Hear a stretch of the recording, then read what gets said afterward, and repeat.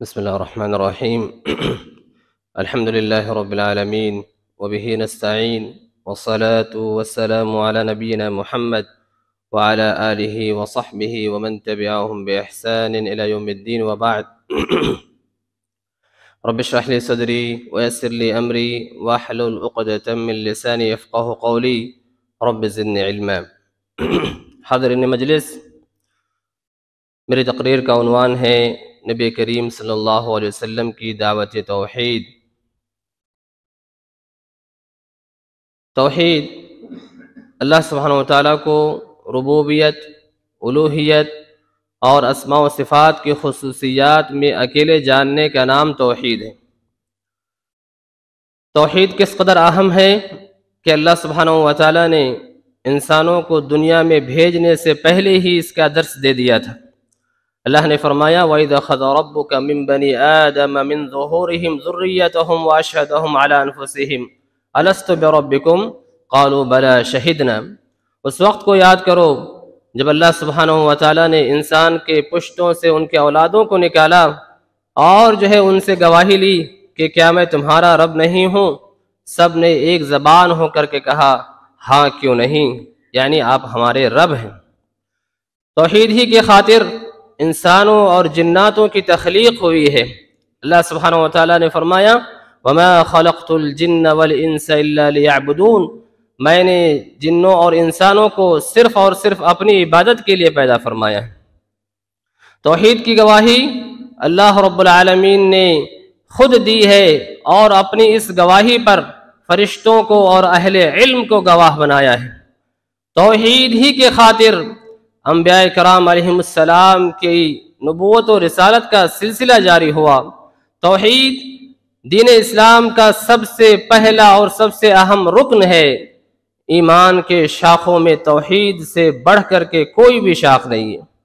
انبیاء کرام علیہ السلام کا جو سلسلہ توحید کی خاطر جاری کیا گیا،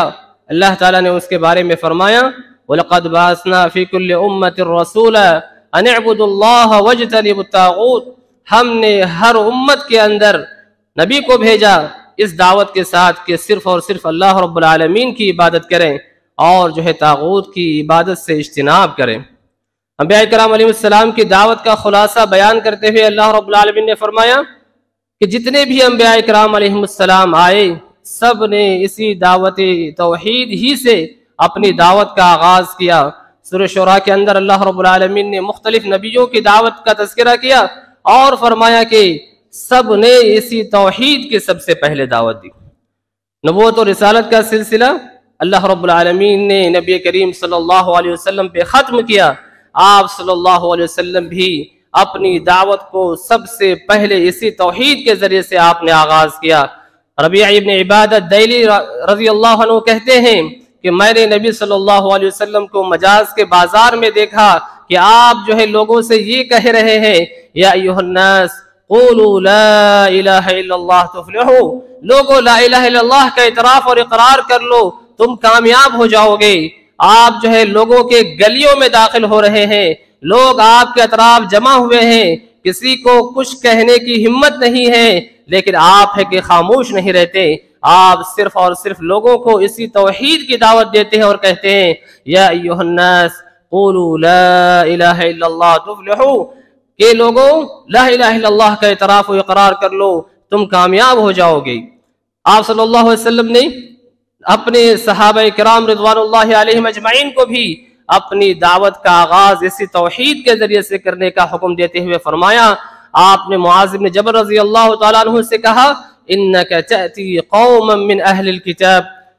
کہ آپ اہل کتاب کے پاس جا رہے ہیں، فَلْيَكُنْ أَوَّلَ مَا تَدْعُوهُمْ إِلَيْهِ شَهَادَةُ أَن لَا إِلَهَ إِلَّا اللَّهُ، پہلی چیز جس کی طرف آپ لوگوں کو دعوت دیں وہ یہ ہو کہ اللہ کے علاوہ حقیقت میں کوئی معبود نہیں ہے، آپ اس بات کی گواہی دیں۔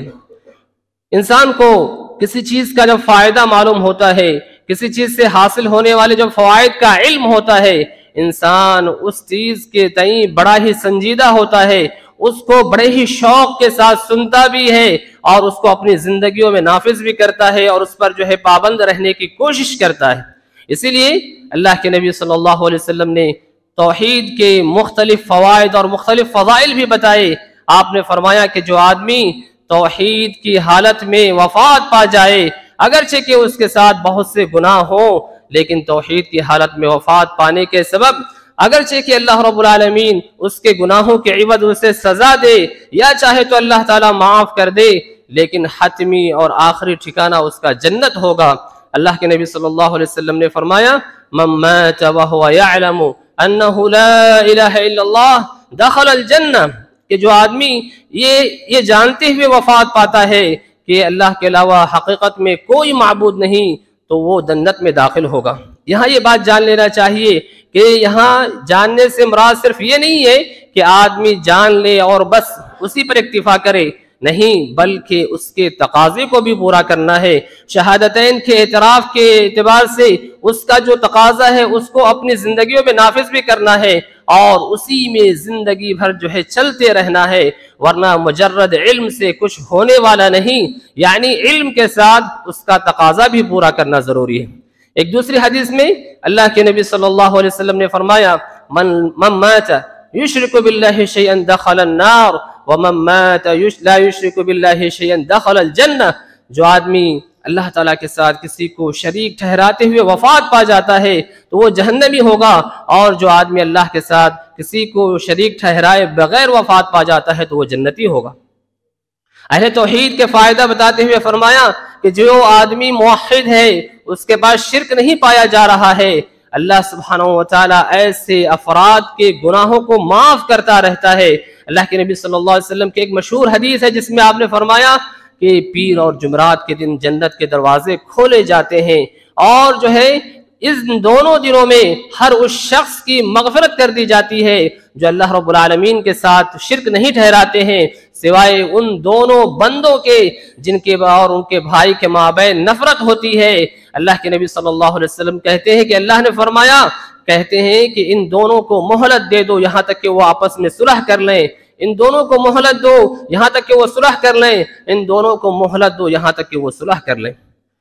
ایک حدیث قدسی میں اللہ سبحانہ وتعالیٰ فرماتے ہیں یا ابن آدم انک لو اتیتنی بقراب الارض خطایا ثم لقیتنی لا تشرک بی شیئا لاتیتک بقرابها مغفرہ، اے آدم کے بیٹے، اگر تم آسمان کی زمین کی وسعت کے برابر بھی مجھ پر میرے پاس گناہ لے کر کے آئے، لیکن تم نے میرے ساتھ کسی کو شریک نہیں ٹھہرایا، تو میں تمہارے پاس اتنی ہی زیادہ مغفرت لے کر کے آؤں گا۔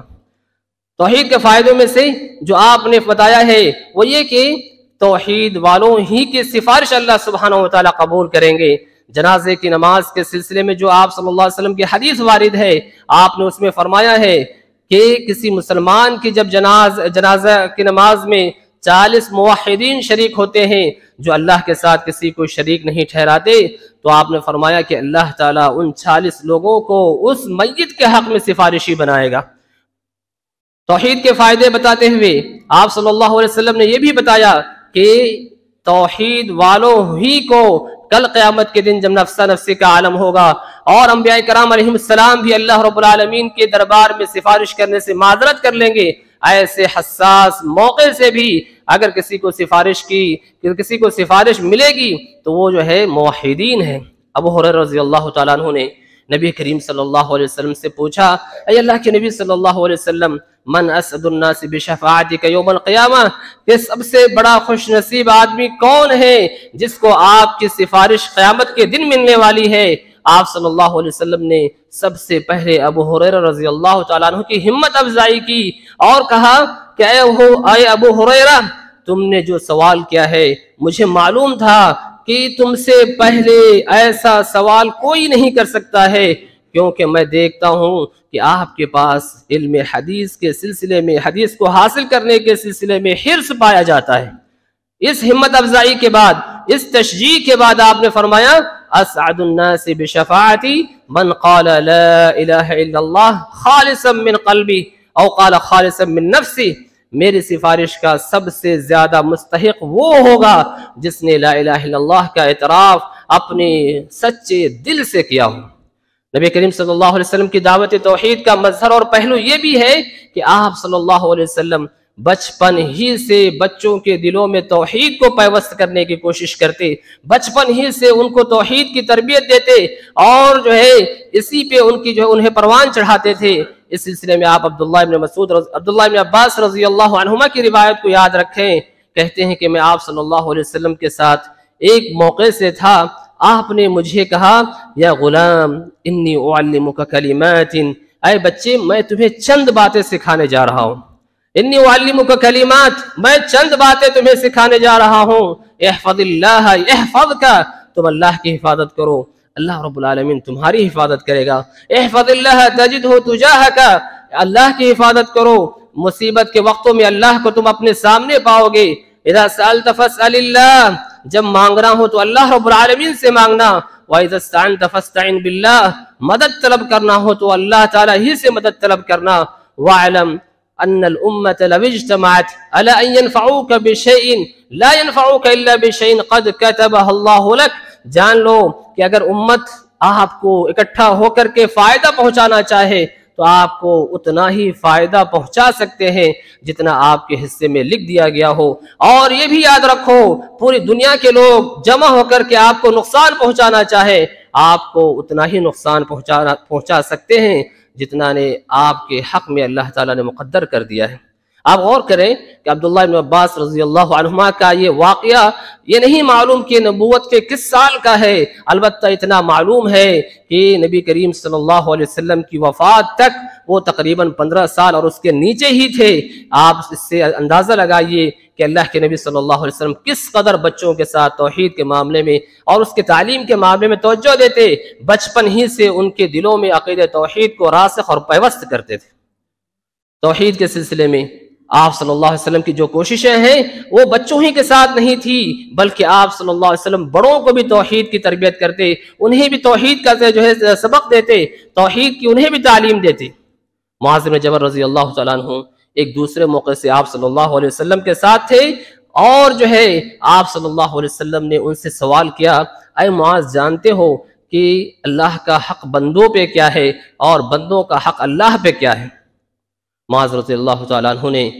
آپ صلی اللہ علیہ وسلم سے لا علمی کا اظہار کیا اور فرمایا اے اللہ کے رسول صلی اللہ علیہ وسلم اللہ اور اس کے رسول بہتر جانتے ہیں۔ تب آپ نے فرمایا اللہ کا حق بندوں پر یہ ہے کہ بندے صرف اور صرف اللہ کی عبادت کریں، اور اگر انسان توحید پر قائم اور دائم رہتا ہے تو اللہ پر بندوں کا حق یہ ہے کہ اللہ رب العالمین بندوں کو عذاب نہ دے، بندوں کو جو ہے سزا نہ دے۔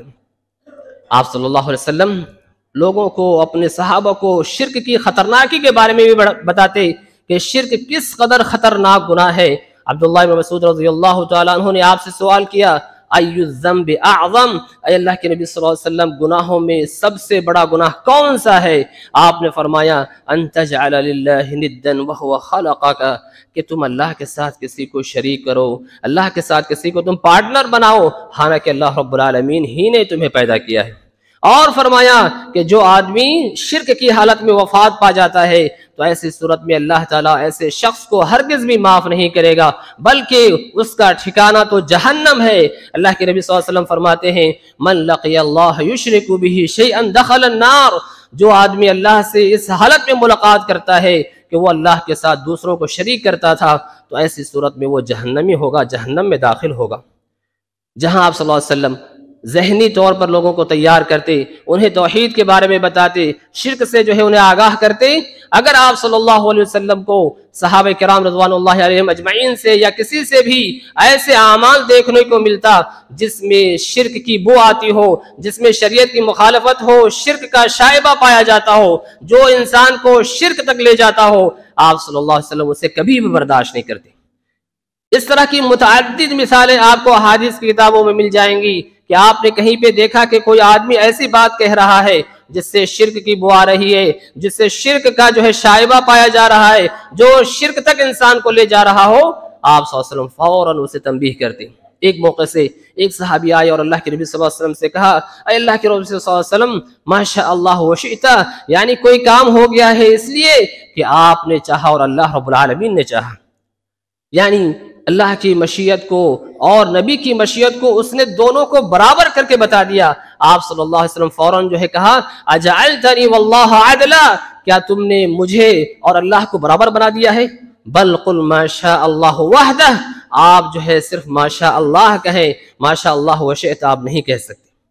ایسی ہی متعدد مثالیں ہیں۔ ایک مرتبہ آپ صلی اللہ علیہ وسلم غزوہ حنین کے موقع سے طائف کی طرف نکلے ہوئے ہیں، صحابہ کرام رضوان اللہ علیہ مجمعین بھی آپ کے ساتھ ہیں۔ ابھی فتح مکہ کے موقع سے وہ نیا مسلمان ہوئے تھے، توحید ان کے دلوں میں پیوست نہیں ہوا تھا۔ مشرکین کے اس درخت کے پاس سے ان کا گزر ہوتا ہے جہاں مشرکین تلوار وغیرہ لٹکاتے تھے اور اس درخت کی برکت حاصل کرتے تھے۔ اللہ کے نبی صلی اللہ علیہ وسلم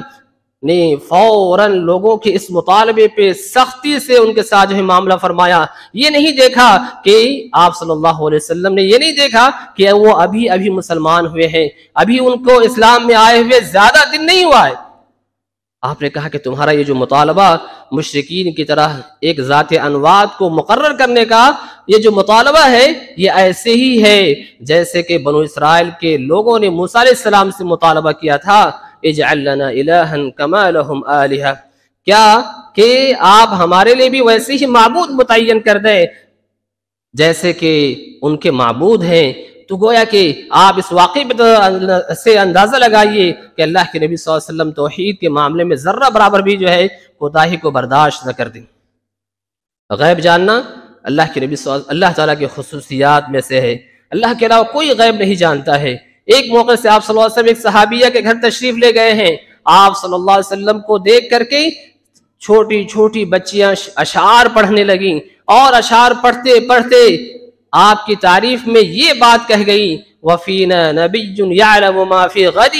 ہم میں وہ نبی بھی ہے جو کل کیا ہونے والا ہے جانتا ہے۔ آپ نے یہ نہیں دیکھا کہ بچوں نے یہ بات کہی ہے، بلکہ آپ صلی اللہ علیہ وسلم فوراً جو ہے ناراض ہوئے اور بچوں کو کہا کہ یہ جو تم کہہ رہے ہو یہ چھوڑ دو، اس سے پہلے جو اشعار کہہ رہے تھے پڑھ رہے تھے وہی پڑھو، اسے جو ہے جانے دو۔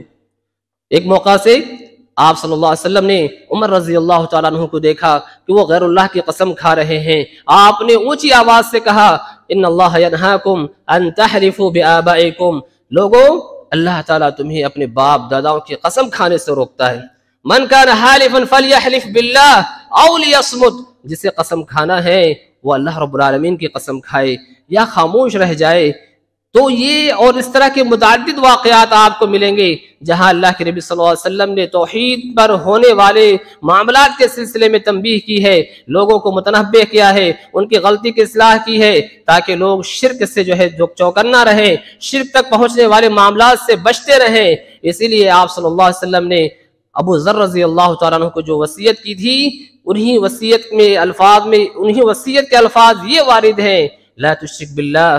اللہ کے ساتھ کبھی بھی شرک نہ کرنا، وَإِن قُطِّعْتَ أَوْ حُرِّقْتَ، اگرچہ کہ تمہیں ٹکڑے ٹکڑے کاٹ دیا جائے، اگرچہ کہ تمہیں جلا دیا جائے۔ کہنے کا مقصد یہ ہے کہ ہم توحید کے سلسلے میں ذرہ برابر بھی کوتاہی نہ کریں، توحید کو ہم وہ اہمیت دیں جو اللہ رب العالمین نے اہمیت دی ہے، شرک سے حتی الامکان گریز کریں اور اللہ رب العالمین سے دعائیں بھی کریں کہ اللہ تعالی ہم کو اور آپ کو شرک سے محفوظ رکھے۔ جانتے ہیں کہ اللہ کے نبی ابراہیم علیہ خلیل علیہ السلام نے شرک سے اپنے آپ کو دور رہنے کے لیے دعا کی ہے۔ ابراہیم علیہ السلام جب دعا کر سکتے ہیں تو ان کے علاوہ کون ہے جو اپنے آپ پر شرک سے جو ہے مطمئن ہو سکتا ہے؟ لہٰذا ضرورت اس بات کی ہے کہ توحید کے تئیں آپ سنجیدہ ہوں، شرک سے دور رہیں، دوسروں کو بھی دور رہنے کی تعلیم دیں۔ اللہ رب العالمین سے دعا کرتے ہیں کہ اللہ رب العالمین ہم کو ہر قسم کے شرک تک لے جانے والے اعمال سے محفوظ رکھے، آمین۔ سبحان ربک رب العزت عما یصفون وسلام علی المرسلین والحمد للہ رب العالمین۔ جزاکم اللہ خیرا فاحسن الجزاء۔ یہ تھے فضیلت الشیخ محمد وسیم رائین المدنی حفظہ اللہ۔ اللہ رب العالمین شیخ محترم کو صحت اور علم میں بڑھوتری دے۔ جیسا کہ شروع میں آپ سے کہا گیا کہ ہر خطاب کے بعد 2 سوال مرد حضرات سے اور 2 سوال خواتین سے کیا جائے گا۔ پہلا سوال مرد حضرات سے یہ ہے داعی دعوت کا آغاز کس بات سے کرے؟ پہلے وہ بات کتنے لوگوں نے جواب دیا؟ جتنے لوگوں نے جواب دیا سب امیر صاحب سے انعام حاصل کریں. آئیے فوراً آئیے، لیٹ مت کیجیے.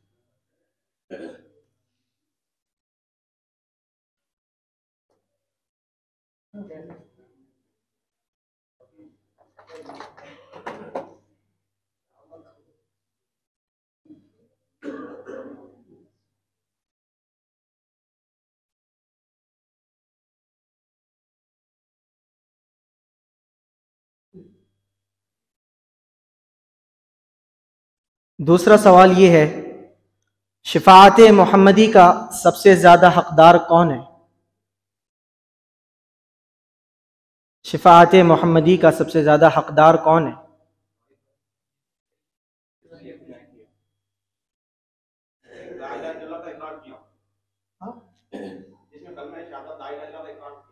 صحیح. ان کا آئیے آئیے آئیے.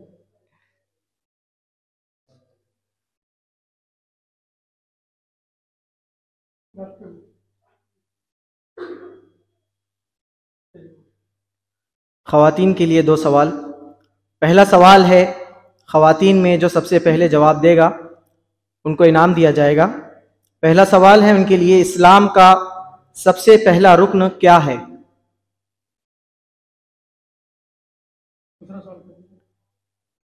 دوسرا سوال یہ ہے، انبیاء اکرام کی دعوت کا بنیادی محور کیا تھا؟